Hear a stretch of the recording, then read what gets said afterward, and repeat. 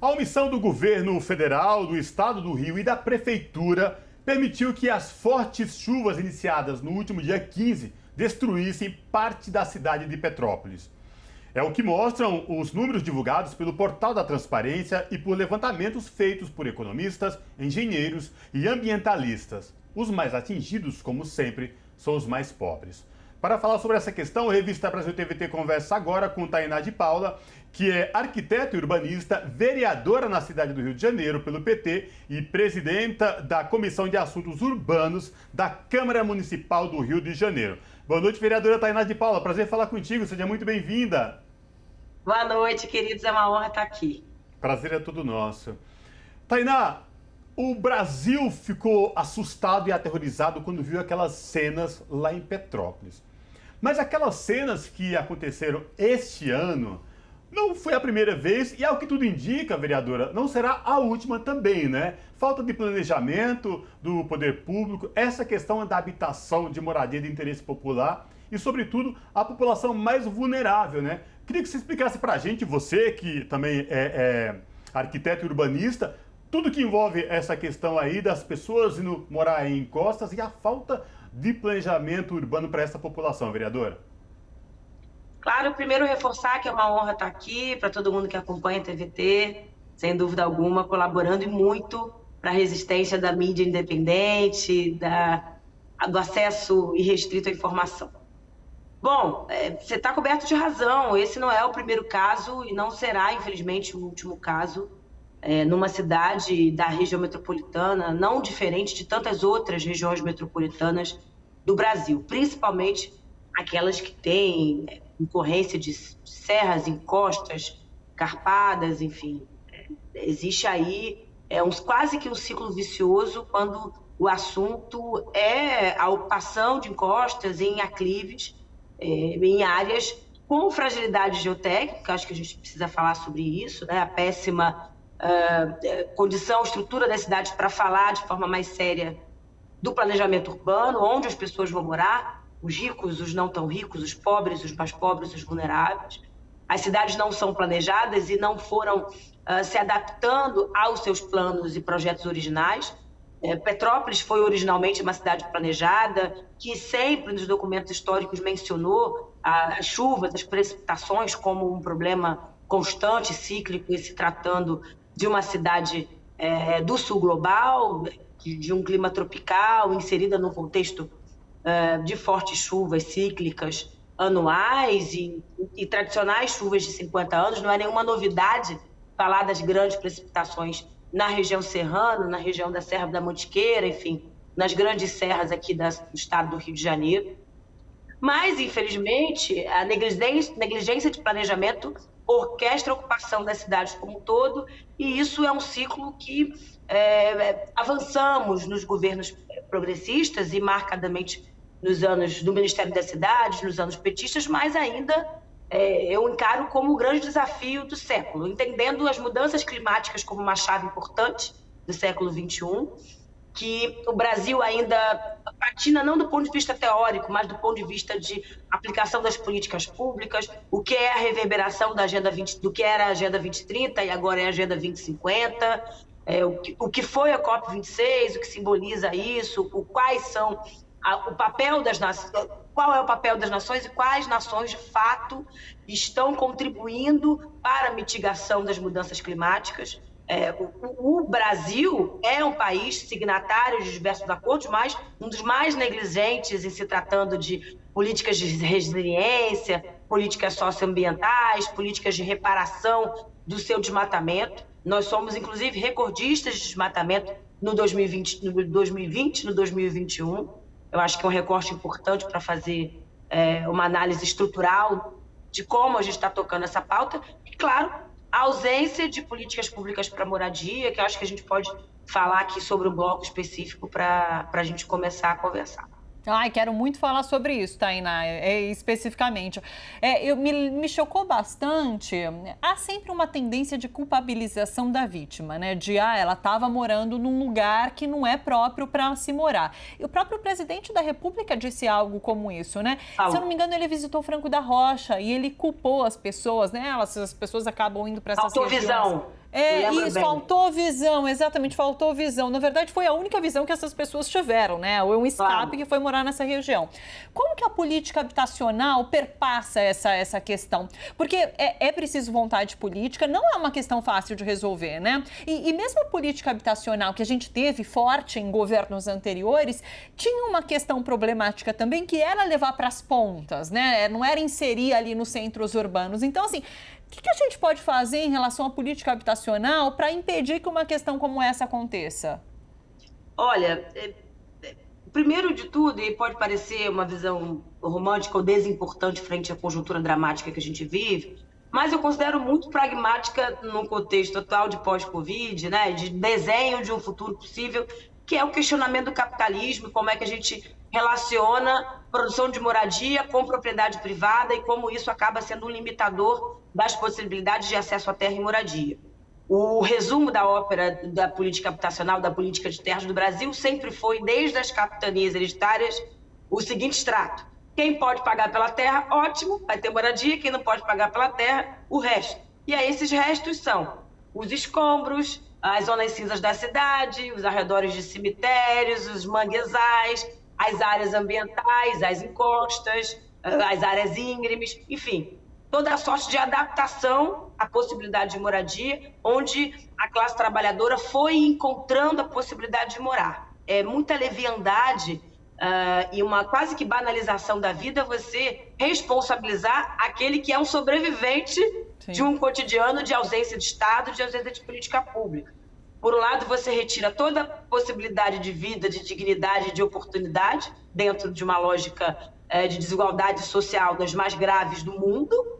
O Brasil, hoje, é o país do 1% que consegue ter ascensão social, ascensão de renda, enfim, consegue bancar com o seu salário capacidade de alimentação, capacidade de bem viver e capacidade de moradia. Nós temos uma das maiores dificuldades, que é a precarização do trabalho, aliada à carestia. Hoje, uma cesta básica não sai por menos de R$600, um aluguel não sai por menos de R$1.500, R$2.000 num grande centro urbano, e, obviamente, uma expectativa de acesso à qualidade de vida, equipamentos culturais, saúde, educação. A gente sabe muito bem que na ponta do lápis do brasileiro padrão, essa conta não fecha. Então, obviamente, objetivamente, o sujeito vai descartando as possibilidades concretas de cuidado, de autocuidado, e a moradia é um instrumento, item automaticamente descartado. Olha, não posso pagar aluguel, não posso pagar IPTU, não posso pagar material de construção, então eu construo como posso,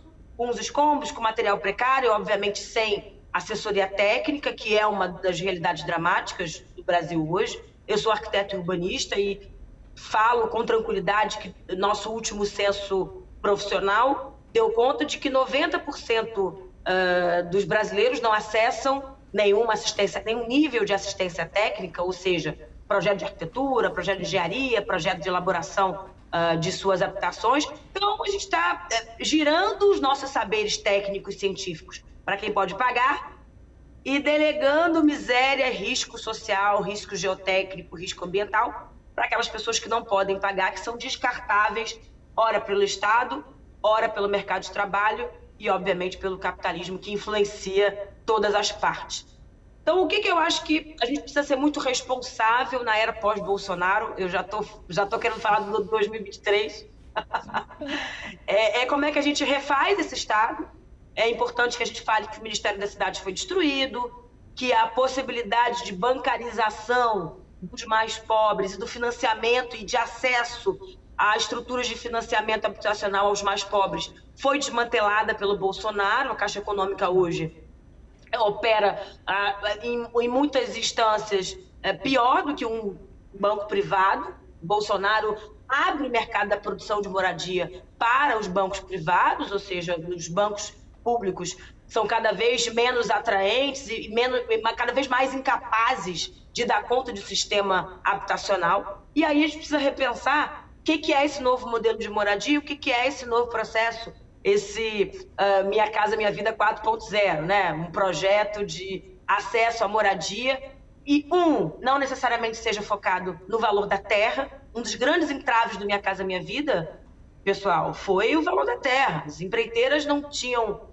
não queriam dar conta de terras mais caras nos grandes centros urbanos e, obviamente, sem risco geotécnico, sem risco ambiental ou social, e trataram de fagocitar terras impróprias nos arredores, nas periferias. Estou aqui no Rio de Janeiro e a gente sabe que 70% da produção de moradia foi parar nas grandes periferias, não só do Rio de Janeiro, mas da região metropolitana do Rio de Janeiro, dos municípios da região metropolitana. Isso foi um marcador muito quente por aqui. Eu acho que a pobreza de 2002 não é a pobreza de 2022. A gente vive um contexto de déficit habitacional, onde a gente tem, claro, um ônus excessivo para aluguel, mas a gente tem cada vez mais pessoas morando numa mesma casa, no mesmo cômodo, a tal da coabitação, essa taxa de pessoas no mesmo cômodo. E acho que a pandemia nos revelou muito isso. A gente não conseguiu fazer isolamento social, a gente não conseguiu dar conta da casa, enquanto também unidades de cuidado, unidades de tratamento, porque as casas são muito insalubres. E, claro, a irresponsabilidade dos municípios e a negligência dos municípios de fazer o dever de casa, que é refletir sobre problemas, e aí Petrópolis é uma cidade que viveu um ciclo político muito próximo à crise do Estado do Rio de Janeiro. Todo mundo sabe dos desvios do atual do então secretário de Obras em 2011 e os reflexos disso na política de Petrópolis, que deixaram de investir os recursos recebidos do governo do Estado, do governo federal, para uma política de resiliência e de contenção das suas áreas de risco e de tratamento das suas áreas de risco, e isso, infelizmente, nós vimos com as perdas de centenas de vidas nos últimos dias. É possível pensar numa outra ocupação de Petrópolis? Sem dúvida alguma, mas tem muito trabalho a se fazer. Vereadora, sempre que acontece tragédias como essas de Petrópolis, aqui na região metropolitana de São Paulo, Franco da Rocha, por exemplo, muito se questiona onde foram parar as verbas destinadas para a contenção de encostas, para a moradia de interesse popular. Aí se descobre que nem metade dos recursos previstos foram investidos. Aí aconteceu a mesma coisa no estado do Rio de Janeiro. O governador falou em coletiva de imprensa, depois foi questionado sobre os valores que não foram investidos, nem 50% dos valores destinados. Aqui em São Paulo a mesma coisa. Você é da Comissão de Assuntos Urbanos da Câmara Municipal de Rio de Janeiro. Por que é tão difícil fiscalizar o investimento e a destinação desses recursos na sua totalidade? Sintomáticos, né? Vamos lá, por partes. Eu acho que o Estado brasileiro, ele não é autorregulador e não é autofiscalizador. Um problema crônico do Estado brasileiro. Ora, pelos problemas crônicos e graves de corrupção, ora pela incapacidade, eu diria, quase que geracional e da máquina pública. Há um esvaziamento programado da figura do Estado e das capacidades da estrutura do Estado, inclusive para identificar problemas, irregularidades e obviamente, drenar as suas capacidades de gestão, de acompanhamento das políticas públicas.